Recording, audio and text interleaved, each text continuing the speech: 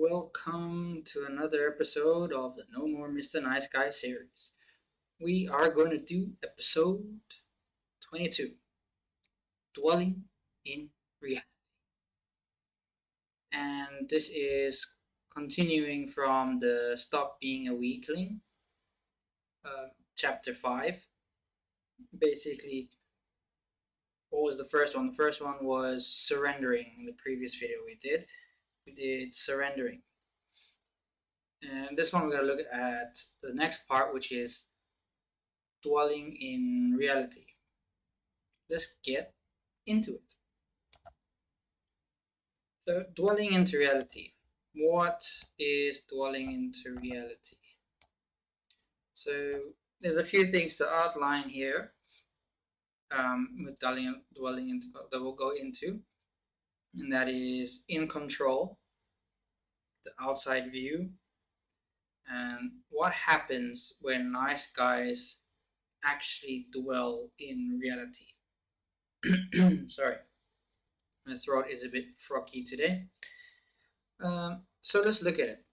Nice guys always, I have to say that again. Make sure you're listening. Nice guys always have to be in control of their world.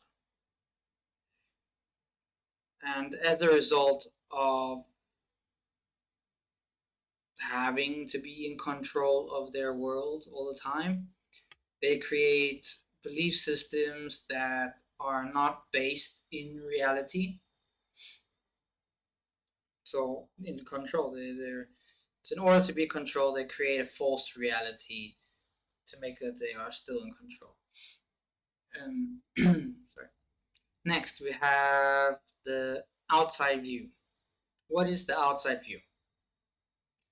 Another sense, so to normal people, or not normal people, let's just say to the mature or the healthier people, the nice guy's behavior looks illogical to other people. It does not look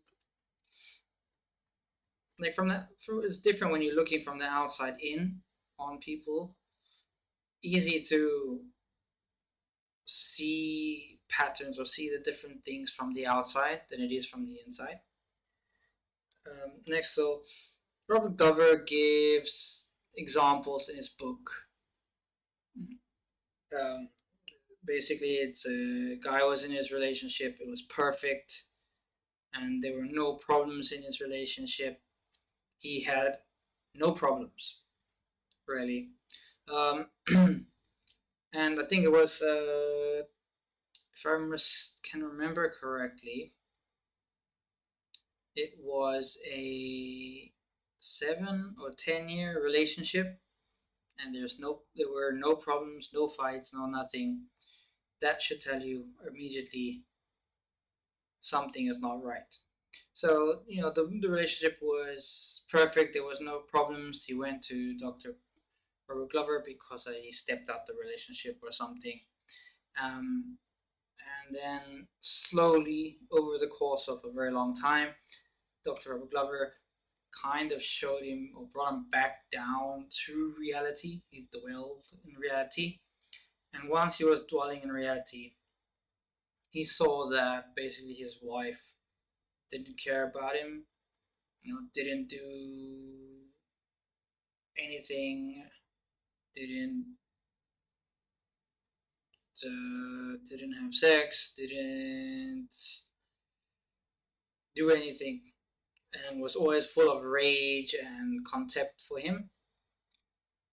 And essentially, so, going from a relationship of everything is dandy back to she has rage and contempt for him should show you that he was not dwelling in reality. So what happens when nice guys actually dwell in reality? So once a nice guy dwells in reality, they can start asking for what they want. They can set boundaries. They can express their feelings. It puts you in a position where you can make the hard but realist decisions in a sense. Because in reality, you can see what is actually happening and not the fantasies that you've made. And then you can act accordingly. You can pivot, you can make decisions rationally in reality. Let's take a look at the next part, which is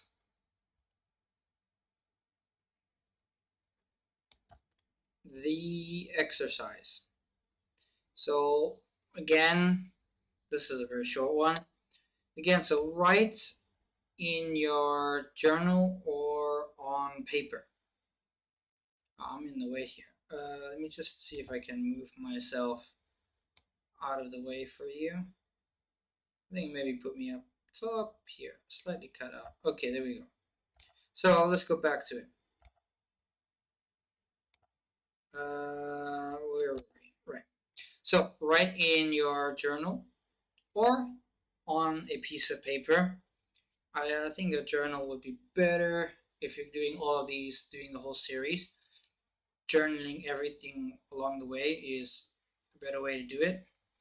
Uh, Pick one area in your life which you keep feeling frustrated or out of control.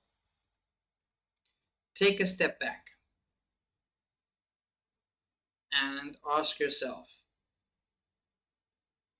these simple questions.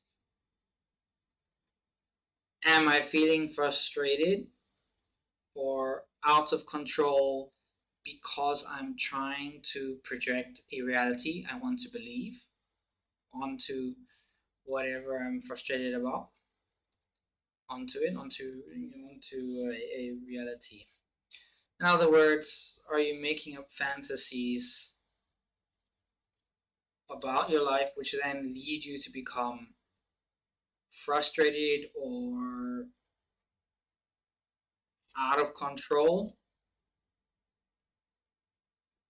Once you have this area in your life, once you found it, write it down. And then if you had to look at the actual reality of the situation, how would you change,